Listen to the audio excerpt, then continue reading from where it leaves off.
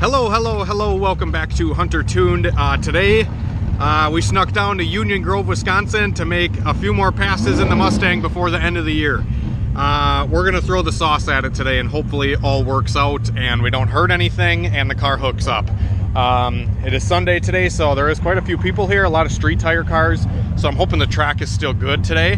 But just gonna go out there pretty much with the same tune-up we had in it the last time we were here at this track and see if it sticks. So yeah, without further ado, I'm gonna get right in the car and we're gonna get to racing.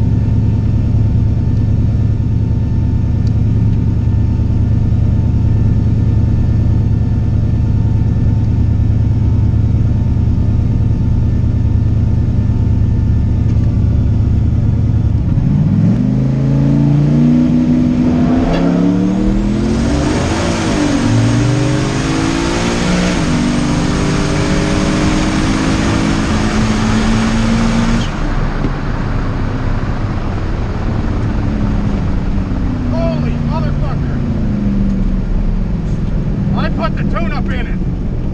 Damn, that fucker was flying. That was the new personal best, I guarantee it. First pass off the trailer.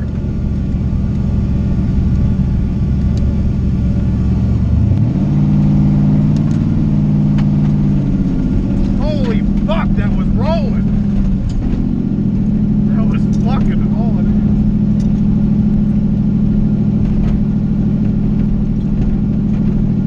What a difference a fucking track makes!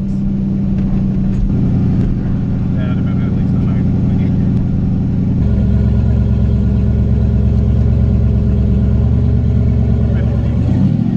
Holy fuck. 60-foot suck. But 151? Fuck. It went 151 miles an hour out the back. Holy shit. The 60-foot sucked and it went 920.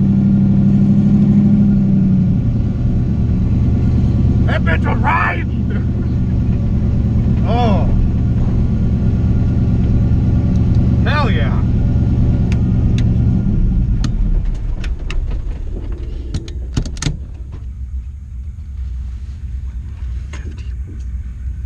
Holy shit.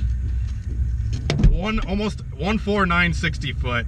5.9 to the 8th at 121 to the 8th. 151 out the back. Holy shit.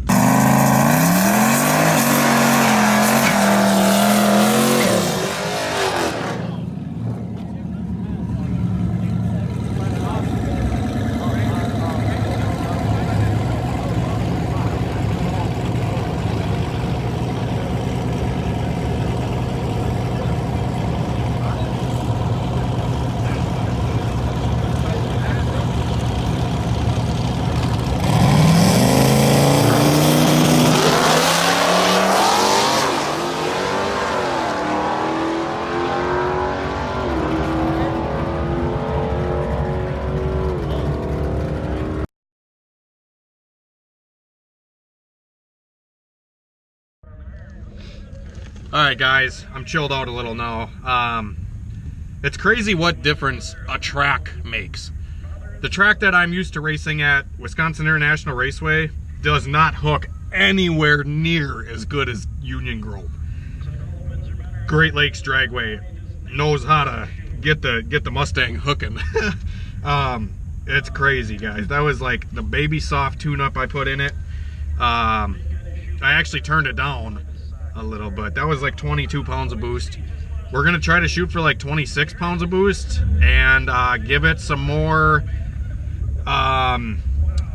two-step RPM, and we will see if it goes any faster in the 60 foot, because I launched it really soft because this car has had, the last couple times I've had this car at the track, it has spun no matter what I've done. It's just spun and spun and spun and spun, but this track just works way better. So that was 3,800 on the launch, and I'm gonna up it up to 4,000. So we're gonna do a 4,000 launch and give it just a little bit of boost, and I'm also gonna put a little bit of fuel in it because it was a little bit, it wasn't lean. It was 11.5 air fuel ratio, which is fine, but I like to see 11.0 on this much power. So, yeah, I'm gonna give it a few percent. All right, we're gonna get back in line, guys, and go try it again.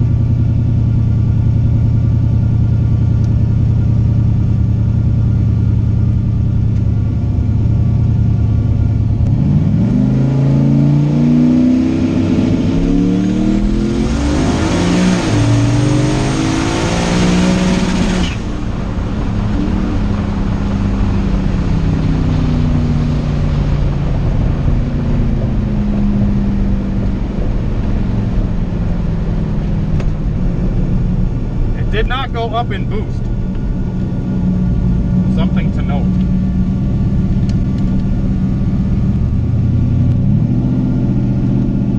It got richer. It didn't go up in boost. There was dirt on the track and it still hooked. Like literally there was dirt on the starting line on that pass and it's still dead hooked. I hit the limiter in second gear. Honestly, I wasn't really committed to that pass because I saw the boost was only 21 pounds.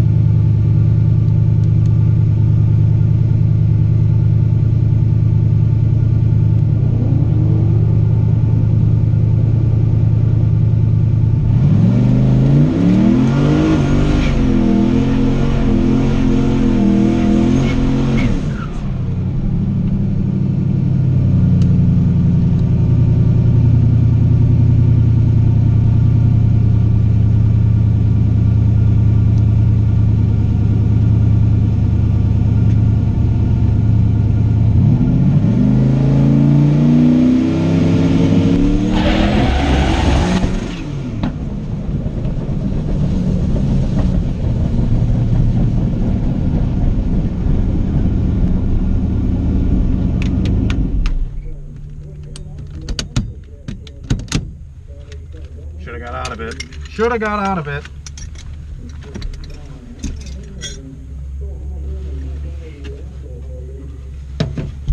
Should have got out of it.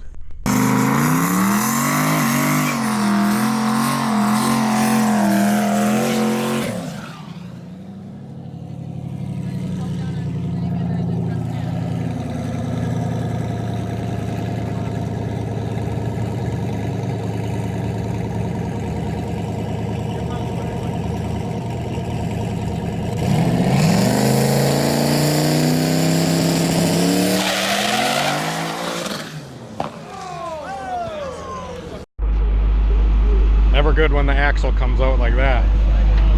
Good thing I didn't spill any fluid though, so I'm not holding them up too long. But damn, that stock axle held in there for a while. And it wheel hopped. It wouldn't have broke if I'd have got out of it. I feel like an idiot. The pass don't feel good, just get out of it.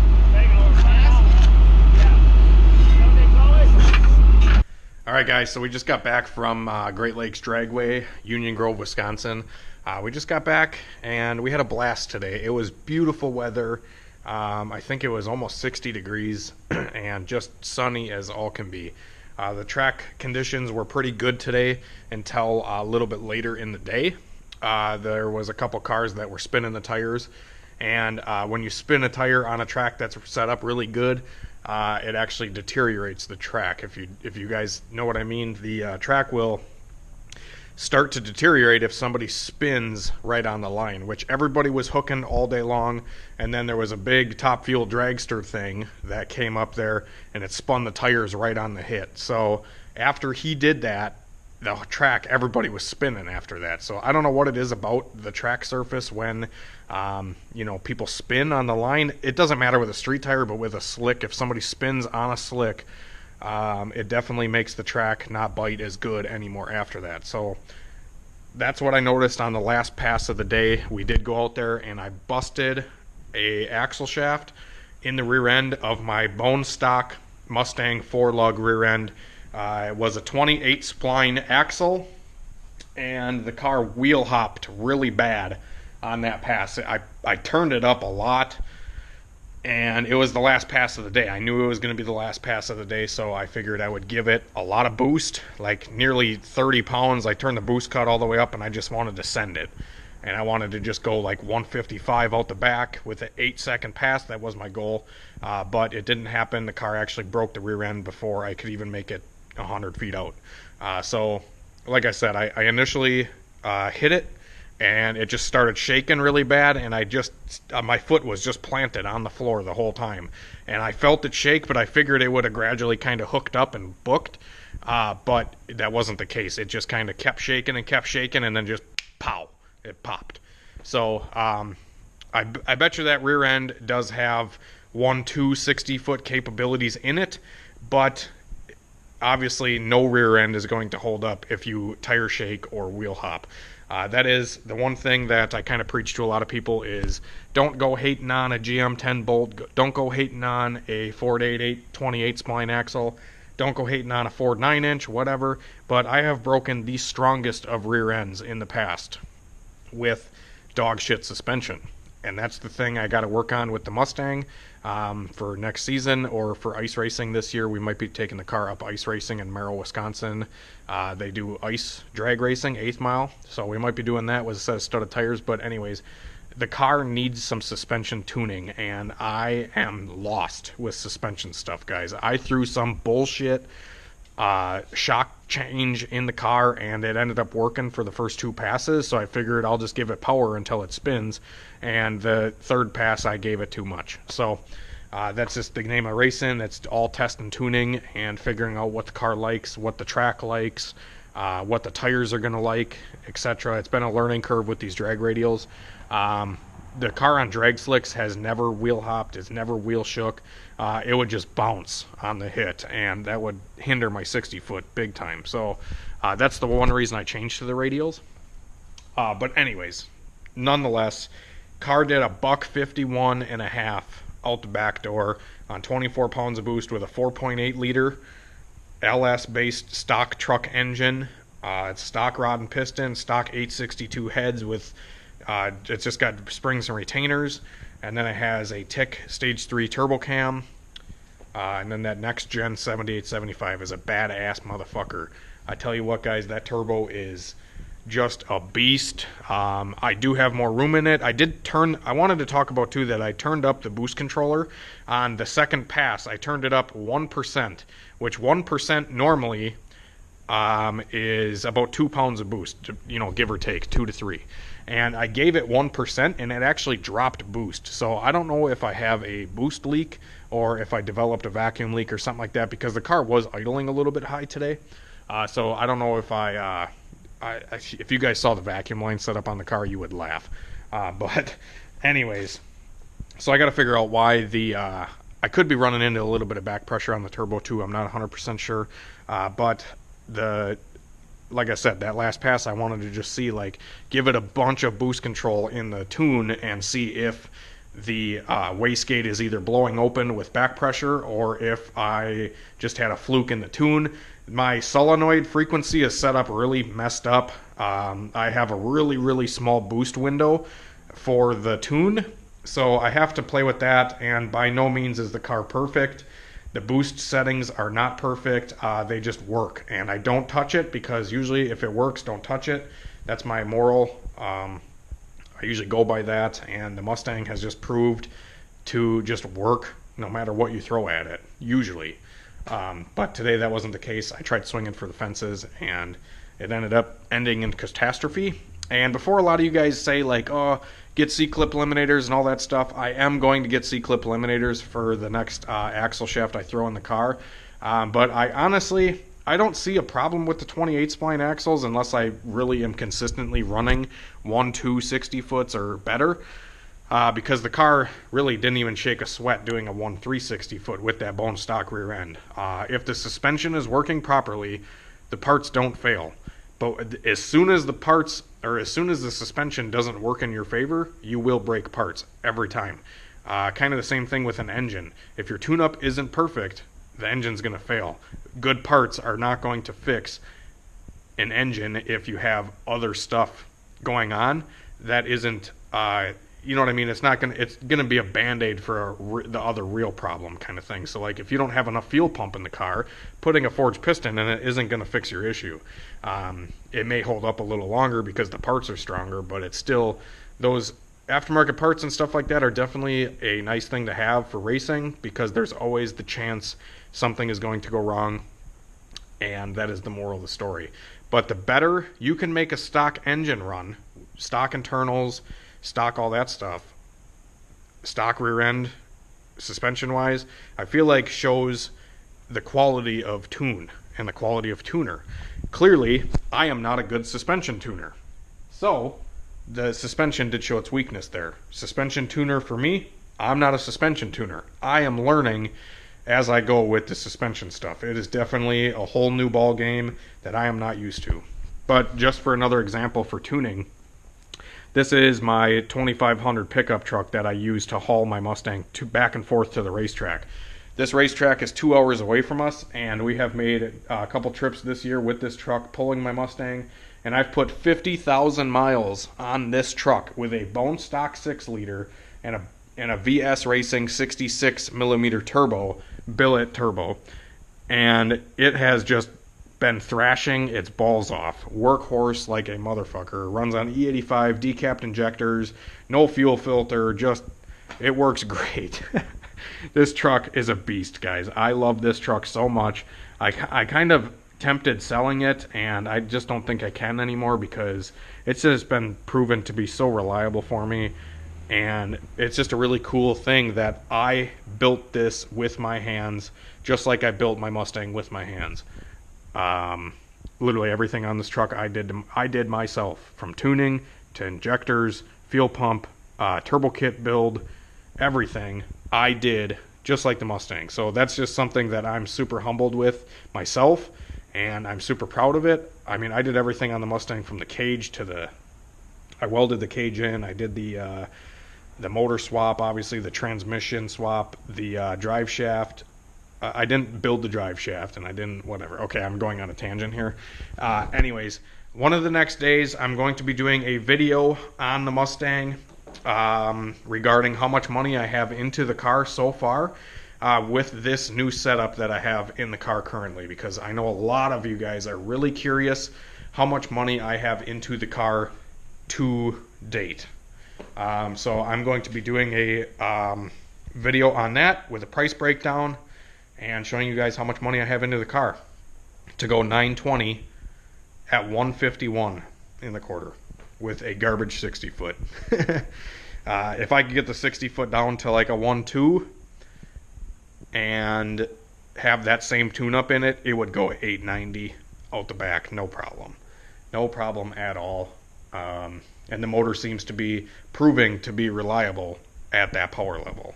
The car usually never sees less than 20 pounds of boost at the track, unless I'm on the street. When I'm on the street, I run about 15 pounds of boost, just because it doesn't fucking hook 20 pounds on the street.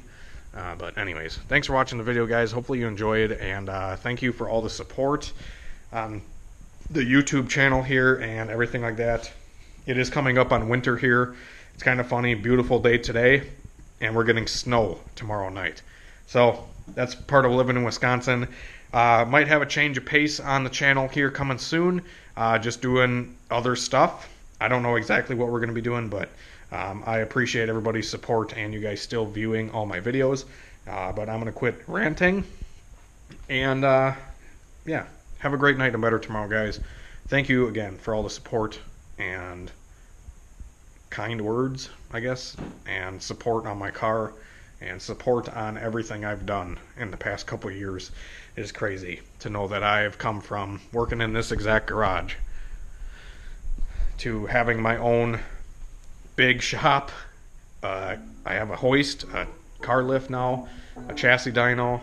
Everything like that is just humbling, to say the least. Have a great night.